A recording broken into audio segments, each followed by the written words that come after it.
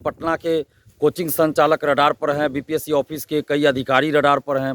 फर्जी दिव्यांग सर्टिफिकेट, तो इसकी भी जांच होनी चाहिए। बायोमेट्रिक की जांच एक एक कर होनी चाहिए। बायोमेट्रिक भी मैनेज किया जा रहा है, 4 से 5 लाख रुपया लेकर बायोमेट्रिक को भी मैनेज किया जा रहा है। तो इन सब चीज़ों की जांच होनी चाहिए। बड़े अधिकारियों पर कार्रवाई की जाती है तो जाँच ही सरकार बंद कर देती है। तो आखिर ये चल क्या रहा है, ऐसा क्यों हो रहा है बार बार? और जब तक बड़ी बड़ी मछलियों को नहीं पकड़ा जाएगा, जो बड़े बड़े शिक्षक, बड़े बड़े नेता, बड़े बड़े अधिकारी इस पेपर लीक में संलिप्त है। नमस्कार दोस्तों, मैं दिलीप कुमार। दोस्तों, बीपीएससी टीआरई 3 पेपर लीक मामले में आगे क्या हुआ, इस बारे में अभी 3-4 दिन से कोई खबर बाहर नहीं आ रही है। कुछ दिन पहले ये खबर आई थी कि पटना के कोचिंग संचालक रडार पर हैं, बीपीएससी ऑफिस के कई अधिकारी रडार पर हैं, लेकिन फिर उसके बाद कोई खबर नहीं आ रही है। पेन ड्राइव का कोड किसने बताया, बीपीएससी ऑफिस के वो कौन अधिकारी हैं, इस बारे में अभी तक कोई जानकारी बाहर नहीं आई है।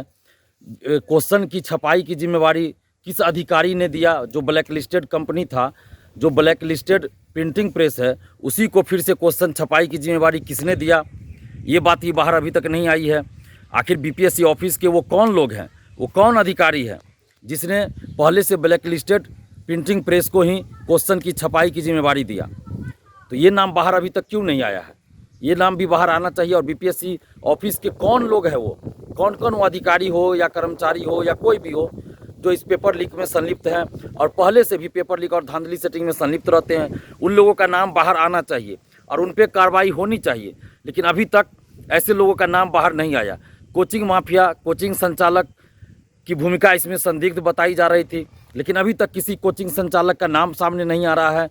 तो क्या सरकार अब बड़े बड़े कोचिंग माफिया, कोचिंग शिक्षक, बड़े बड़े आईएएस आईपीएस अधिकारी और बड़े बड़े नेता और बीपीएससी ऑफिस के अंदर के जो लोग पेपर लीक में संलिप्त रहते हैं, क्या इन लोगों को बिहार सरकार अब बचाने जा रही है? कहीं ऐसा तो नहीं है कि बिहार सरकार बचा रही है? जब बात बड़े बड़े अधिकारियों पर कार्रवाई की आई तो फिर ऐसा लगता है जैसे बिहार सरकार ने जाँच ही बंद करवा दिया हो। कुछ बात सामने नहीं आ रही है, बाहर कोई बात सामने नहीं आ रही है, कोई खबर नहीं आ रही है। कुछ दिन पहले एक विजेंद्र गुप्ता नाम के एक व्यक्ति ने मीडिया में आके बहुत सारी बातें बताया, तो उनकी बातों पर भी जांच होनी चाहिए।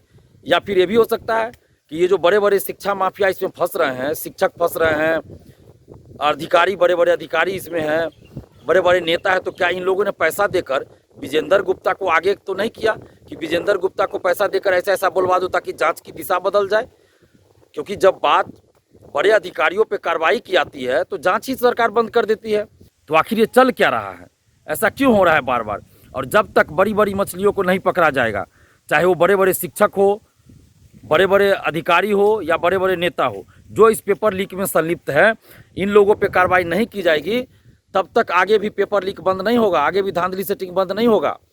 और अगर बड़ी बड़ी मछलियों पर कार्रवाई की जाती है, जो बड़े बड़े शिक्षक, बड़े बड़े नेता, बड़े बड़े अधिकारी इस पेपर लीक में संलिप्त है, अगर उन पर कार्रवाई की जाती है तो आगे सभी परीक्षाओं में पेपर लीक, धांधली सेटिंग रुक जाएगा। और अगर कार्रवाई नहीं की जाती इन लोगों पे तो आगे भी इसी तरह पेपर लीक और धांधली सेटिंग होता रहेगा। मैंने पहले भी कहा था, 67वीं के समय भी कहा था, आज भी कह रहा हूँ। सिपाही भर्ती paper leak, BSSC CGL 3 paper leak, दरोगा भर्ती का पेपर लीक, फूड कॉर्पोरेशन का पेपर लीक, एलआरसी अमीन बहाली का पेपर लीक, तो हर बहाली का, हर परीक्षा का तो पेपर लीक हो ही रहा है। तो बचा कौन सा अब है? और ये सिर्फ इसलिए हो रहा है क्योंकि बड़े बड़े लोगों को बचा लिया जाता है। और फर्जी दिव्यांग सर्टिफिकेट पे बहुत सारे लोग टीआरई 1, टीआरई 2 में बहाल हुए हैं। फर्जी आवासीय सर्टिफिकेट, फर्जी कास्ट सर्टिफिकेट, फर्जी दिव्यांग सर्टिफिकेट, तो इसकी भी जांच होनी चाहिए। बायोमेट्रिक की जांच एक एक कर होनी चाहिए। बायोमेट्रिक भी मैनेज किया जा रहा है, 4 से 5 लाख रुपया लेकर बायोमेट्रिक को भी मैनेज किया जा रहा है। तो इन सब चीज़ों की जांच होनी चाहिए। टीआरई 1, टीआरई 2 में भी बड़े पैमाने पे जो फर्जीवाड़ा हुआ है उसकी जांच होनी चाहिए। और जो भी लोग फर्जी तरीके से गए, चाहे किसी भी तरह से फर्जीवाड़ा किया हो, उन सब को बाहर किया जाए। टीआरई 3 पेपर लीक में जो भी बड़े बड़े शिक्षक हो, बड़े बड़े नेता हो, बड़े बड़े आईएएस आईपीएस अधिकारी या जो भी अधिकारी हो, उन सब को पकड़ा जाए और जेल भेजा जाए। और बीपीएससी ऑफिस के अंदर के कौन लोग हैं, वो लोग जो बार बार पेपर लीक और धांधली सेटिंग में संलिप्त रहते हैं, उन लोगों को भी बाहर कीजिए। क्योंकि जब तक ऐसे लोगों को नहीं पकड़ा जाएगा, धांधली सेटिंग नहीं रुकेगी। अगर नीतीश कुमार जी आप सही में बिहार के स्टूडेंट्स के हित में सोचते हैं तो बड़े बड़े लोग जो इस पेपर लीक में संलिप्त है सबको जेल भेजवाइए। अगर बड़े बड़े शिक्षक, नेता, आईएएस आईपीएस अधिकारी को बचाया जाता है इस पेपर लीक में, तो इसका मतलब यही होगा कि बिहार सरकार बिहार के लाखों करोड़ों युवाओं के साथ अन्याय कर रही है।